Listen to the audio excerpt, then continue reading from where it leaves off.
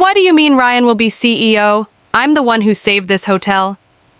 My voice echoed through the newly renovated lobby, bouncing off the modern, mountain-inspired decor I'd spent months perfecting. Mom's dismissive wave felt like a slap in the face. Claire, honey, your brother has more natural leadership ability. You're too detail-oriented, she said, as if explaining something to a child. That's when Ryan strolled in, hands in his pockets, wearing that smug smile I'd seen since we were kids. Hey sis, don't take it personally. Someone needs to handle the day-to-day stuff while I focus on the bigger picture. My name is Claire Anderson, and at 52, I never thought I'd find myself fighting for recognition in my own family's business. After 20 successful years in hotel management in Chicago, I gave up everything to come home to Colorado and help revive our struggling family hotel. The irony? I was the only one with actual hospitality experience, while my younger brother Ryan had bounced between jobs, never holding one for more than a year. Here's what really gets me. 8 months ago, Dad called me in tears saying they were weeks away from bankruptcy. I didn't hesitate.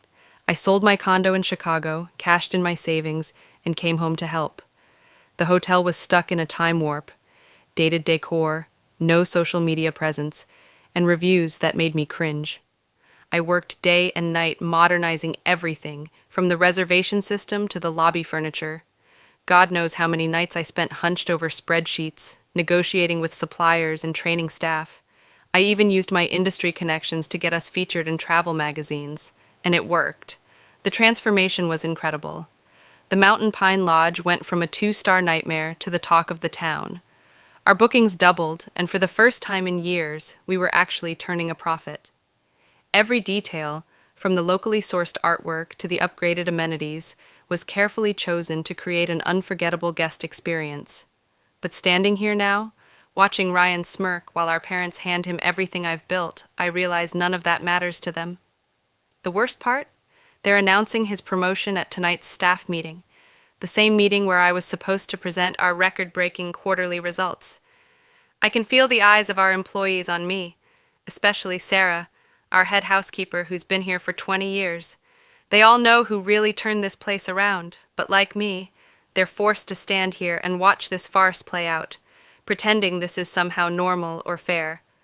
Let me take you back a bit to understand how we got here.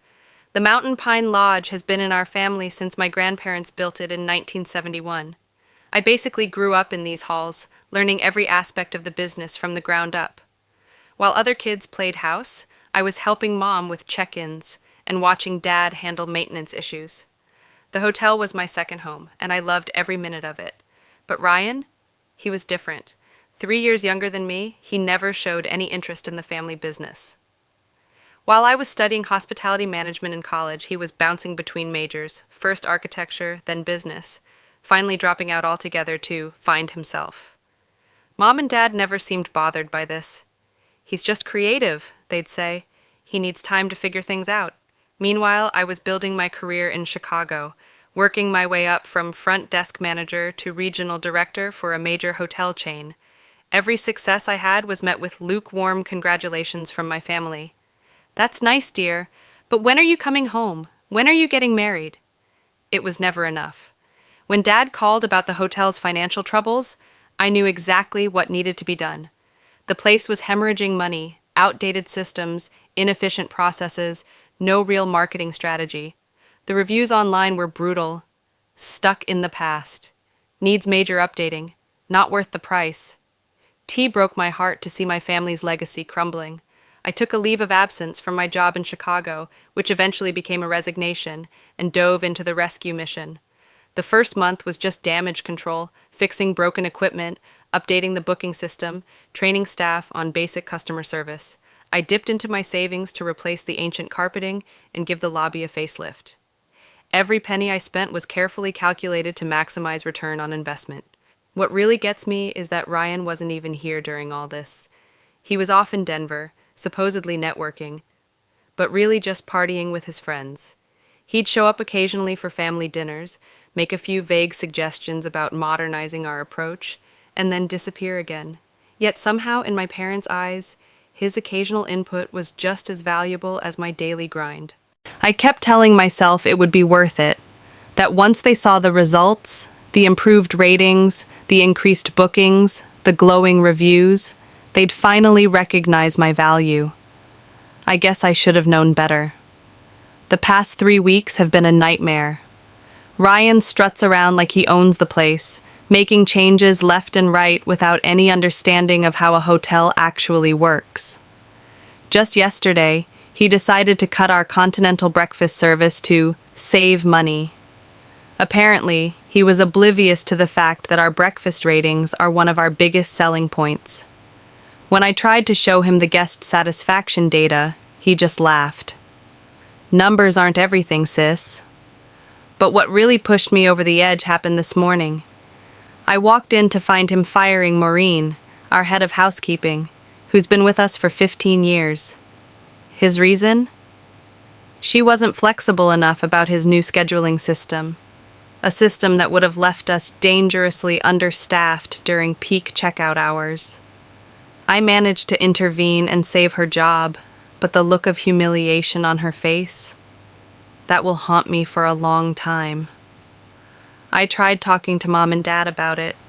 I brought spreadsheets showing our progress, guest reviews praising the improvements, even financial projections for the next quarter. Dad just stared at his coffee. Mom patted my hand and said, "Dear, you need to give your brother time to find his footing. He has such wonderful ideas." That's when I saw it, the for sale sign on the old Riverside Lodge while driving home. It had been our main competitor for years before falling into disrepair last season. I pulled into the parking lot, my mind racing. The property had so much potential, better views than our hotel, closer to the ski slopes, and a much larger spa space. Sure, it needed work, but I knew exactly what to do with it. I sat in my car for almost an hour, thinking about every time my parents had overlooked me in favor of Ryan, every achievement dismissed, every suggestion second-guessed, every contribution minimized. Something inside me snapped, or maybe it finally clicked into place. I called my realtor right there in the parking lot. The owners were eager to sell, and thanks to my savings and stellar credit rating, I could make it happen. By the time I drove home, I'd already scheduled a viewing for the next morning. For the first time in months, I felt energized, excited even. I wouldn't have to watch Ryan destroy everything I'd built. Instead, I'd build something new, something completely mine. Let them see what they gave up when they chose him over me. The next few months were a whirlwind of activity. I poured everything into transforming the Riverside Lodge into something extraordinary.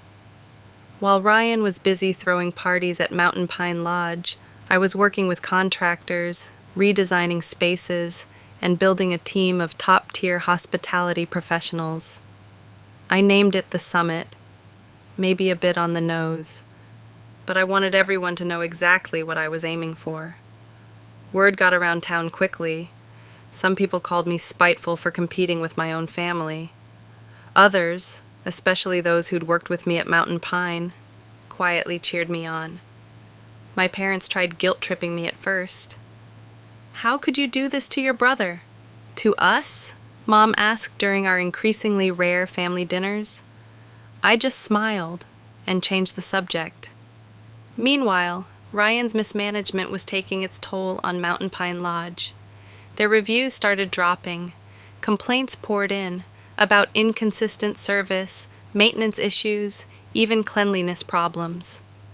3 longtime staff members quit within the first month of his leadership. I heard through the grapevine they had to slash their rates just to maintain occupancy. The Summit's grand opening was exactly 6 months after that fateful day in the lobby. I'll never forget my family's faces when they walked in. Mom's tight smile barely hid her shock. Dad's wide eyes scanned the packed house. And Ryan? His barely concealed anger said it all. The local paper was there, taking photos, interviewing guests about Aspen's newest luxury destination. "You're trying to destroy us," Ryan hissed when he cornered me by the bar. "This is a direct attack on our family." I just smiled and replied, "No, Ryan. This is me succeeding despite our family." The contrast between the two hotels couldn't have been more stark. While Mountain Pine Lodge struggled with basic maintenance, the Summit was making waves with its eco-friendly initiatives and luxury amenities. Every detail I'd once dreamed of implementing at the family hotel, but had been shot down, was now a reality here. From the locally sourced restaurant menu to the state-of-the-art spa facilities, everything was exactly as I'd envisioned. But success brought its own challenges. Other hotels started copying our innovative booking system. Some folks in town, old friends of my parents, began whispering about how I was tearing the family apart.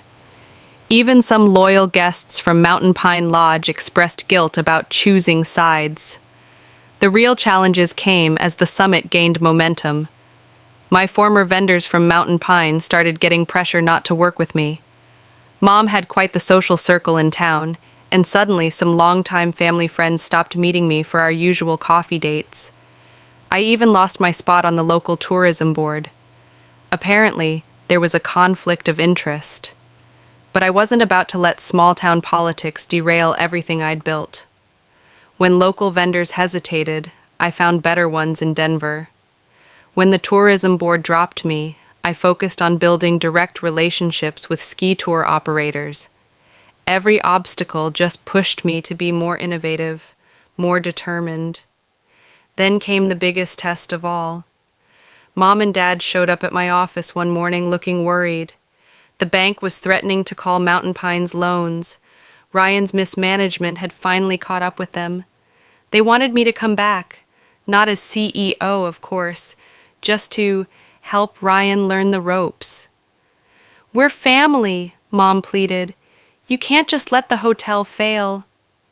I looked at them both, sitting across from my desk in the office I'd built myself, and felt strangely calm. "I offered to help 8 months ago," I replied. "You chose Ryan. Now you have to live with that choice." Dad tried a different approach. "Think about your grandfather's legacy," he said quietly. "This hotel has been in our family for generations." "And I tried to preserve that legacy," I shot back. "You're the ones who handed it to someone who treats it like his personal playground." The whispers around town got nastier after that. I became the ungrateful daughter, the bitter sister, the woman who turned against her family out of spite. Some days, those rumors hurt more than I'd like to admit. But every morning, I'd walk into the Summit's lobby, see my vision come to life, and know I made the right choice. My team became my new family. Many were former Mountain Pine employees who jumped ship, tired of Ryan's chaotic management. They understood that what I was building wasn't about revenge. It was about creating something meaningful, something we could all be proud of. The breaking point came during the annual Colorado Luxury Hotels Awards. The Summit was nominated for Best New Boutique Hotel. Mountain Pine Lodge, conspicuously absent from any category. I was sitting in the ballroom, surrounded by my team, when they announced our win. As I walked to the stage, I caught sight of my parents in the back of the room. They'd shown up unannounced, probably expecting to support our family hotel as they had for years. The look on their faces said everything. Mom was fighting back tears. Dad looked like he'd aged 10 years. Ryan wasn't there. He'd stopped attending industry events months ago, calling them popularity contests. But everyone in that room knew what this moment meant. The student had officially surpassed the teacher. The detail-oriented daughter had built something better than the family legacy they'd refused to entrust her with. During my acceptance speech, I thanked my team, our guests, and even mentioned Mountain Pine Lodge, where I first fell in love with hospitality. The crowd's uncomfortable shifting told me they caught my subtle dig. but it was the conversation afterward that really changed everything. A renowned travel magazine editor approached me for an interview. As we talked about the summit's success, my parents hovered nearby, clearly listening. They heard every word as I described my journey, including how being passed over for CEO had motivated me to build something of my own. Sometimes the best success stories come from being underestimated, I said, loud enough for them to hear. That evening, the magazine editor told me they were naming the Summit Best Boutique Hotel in the Rockies in their upcoming issue. The same issue would also feature a piece on traditional hotels struggling to adapt, with Mountain Pine Lodge as their prime example. When the article came out, it was like a bomb went off in our small town. Everyone who had whispered about me being spiteful had to acknowledge the truth. I had built something extraordinary, while Mountain Pine Lodge was failing. Not because of me, but because of their own poor decisions. Looking back on everything, it's hard not to feel a mix of emotions. Part of me still hurts from the way my parents treated me, how they brushed aside all I'd done as if it were nothing. But another part of me, maybe the bigger part, feels liberated. I'm living my life on my terms, not waiting for someone else's validation. When I walk into the summit every morning, I'm reminded of what I built with my own two hands. The vibrant lobby buzzes with life. Guests chat excitedly about their plans for the day. Staff move efficiently with warm smiles. The faint aroma of freshly brewed coffee mingles with the clean mountain air that drifts in when the doors open. It's everything I ever wanted Mountain Pine Lodge to be, and seeing it thrive gives me a deep sense of pride. My team at the summit has become my family in ways I never expected. Many of them, like Sarah and Maria, are former employees from my parents' hotel who left because they saw the same lack of leadership I did. They've been instrumental in making the summit a success, and their loyalty humbles me. Sarah often jokes that she finally feels like her experience and ideas are valued, and I know exactly how she feels. Outside of work, I've started reconnecting with old friends. For years, I was so wrapped up in trying to prove myself to my parents that I let important relationships slip away. Now, I'm making time for coffee dates and hikes, rebuilding those connections. Some people in town who initially criticized my decision to compete with my family have even come around, admitting they admire what I've accomplished. I've also started to find my place within the community again. Hosting events at the summit has helped me re-establish old bonds and even create new ones. Just last month, we held a fundraiser for the local animal shelter in our new event space. It was a huge success. Seeing people come together for a good cause reminded me why I got into hospitality in the first place, to create spaces that bring people joy and comfort. But it's not all perfect. There are moments, especially on quiet evenings, when I think about my parents and Ryan. As much as they've hurt me, I wish things could be different. I've caught myself wondering if they've ever truly understood the sacrifices I made to save our family's legacy. Still, I've come to realize that their approval isn't something I need anymore. My success, my happiness, they're mine, and no one can take them away. For so long, I lived in the shadow of their expectations. But now, I'm finally standing in my own light. It was about 3 weeks after the Colorado Luxury Hotels Awards when my parents finally reached out again. They asked me to come over for dinner, just the three of us. I hesitated, but I decided to go. I wanted to hear what they had to say, even though I wasn't holding my breath for a real apology. When I arrived at the house, the atmosphere was different. My mom greeted me with a nervous smile. My dad avoided eye contact, fiddling with his watch, the way he always did when he was uncomfortable. Over dinner, they started with small talk. How the weather was unusually warm. How they'd heard about the summit's latest 5-star review. I could tell they were building up to something. Finally, my dad cleared his throat. "Claire," he said softly, "we wanted to say, we're proud of what you've accomplished."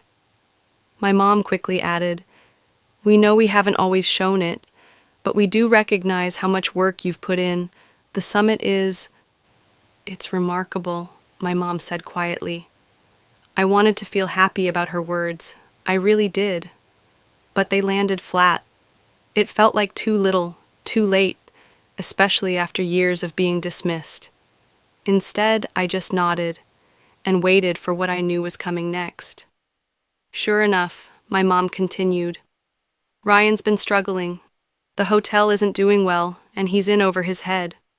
We were wondering if you could maybe guide him, help us get things back on track."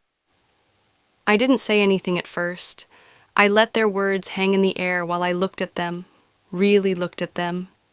My mom, with her carefully manicured nails, gripping her wine glass a little too tightly, and my dad, studying the tablecloth like it held the answers to all their problems. "I offered to help a year ago," I said finally, my voice calm but firm. "I gave up my life in Chicago to save Mountain Pine Lodge. You chose to put Ryan in charge, knowing he wasn't ready, knowing I had the experience to make it succeed. You didn't want my leadership then, and now that things have fallen apart, you're asking me to step in?" I shook my head. "I'm sorry, but I can't do that." My mom opened her mouth to argue, but I held up a hand to stop her. "I'll give you advice if you want it. I can recommend strategies, suppliers, even training programs for the staff. But I'm not coming back to fix what Ryan has broken. That's not my responsibility anymore." They didn't know what to say. My dad finally muttered something about understanding my position, but the disappointment on his face was clear. My mom looked like she wanted to argue more, but for once, she didn't push it. Driving home that night, I felt lighter than I had in years. Setting those boundaries hadn't been easy, but it was necessary. I wasn't bending over backward to make my parents happy. I wasn't cleaning up Ryan's messes anymore. I was choosing myself, my happiness, and my future. In the weeks that followed, something shifted inside me. Saying no to my parents gave me the confidence to start enforcing boundaries in other parts of my life too. I stopped over-explaining my decisions. I let go of relationships that no longer served me, and I focused on the ones that did. At the summit, we hit new milestones. Our occupancy rates became the highest in the region. We started getting inquiries from other boutique hotel owners asking for consulting advice. My parents' hotel, meanwhile, continued to decline. They finally hired a professional hospitality consultant to try to turn things around. Ryan and I barely spoke, and honestly, I was okay with that. He never apologized, never acknowledged what had happened, but I didn't need him to. His bitterness was his burden to carry, not mine. The summit had become a reflection of everything I'd worked for. My resilience, my vision, my independence, and as it flourished, so did I. One morning, standing in the summit's lobby, I watched sunlight pour through the floor-to-ceiling windows. It cast a warm glow over the modern decor I had designed. A family walked past, laughing as they planned their day. One of my staff members handed another couple their itinerary for a scenic snowshoe hike.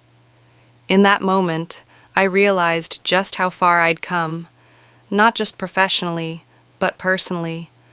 For years, I had measured my worth by my parents' approval, by whether or not they could see me.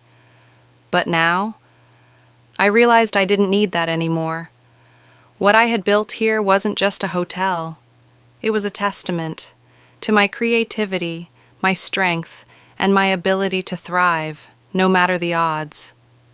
The journey hadn't been easy. Letting go of the hope that my family would change, that had been the hardest part. But in doing so, I had finally found freedom. I wasn't tied to their expectations anymore, or their dismissal, or their inability to recognize my worth. I felt proud, proud of the team I'd built, proud of the relationships I'd restored, proud of the life I was now living. I wasn't just surviving, I was thriving. The Regional Hospitality Awards was the kind of event I used to only dream of attending. The ballroom buzzed with excitement, filled with industry leaders, journalists, and hotel owners from all across the state. As the announcer began to list the nominees for Boutique Hotel of the Year, I caught a glimpse of my mom and dad seated toward the back. Their faces were unreadable, but I could feel the weight of this moment, for all of us. When the summit was announced as the winner, the room erupted in applause. My team cheered. I stood, my heart pounding. As I walked to the stage, I glanced at my parents. My dad gave me a small nod. My mom's eyes glistened with unshed tears. It wasn't an apology, but it was acknowledgement, something I had long stopped expecting, and yet still appreciated.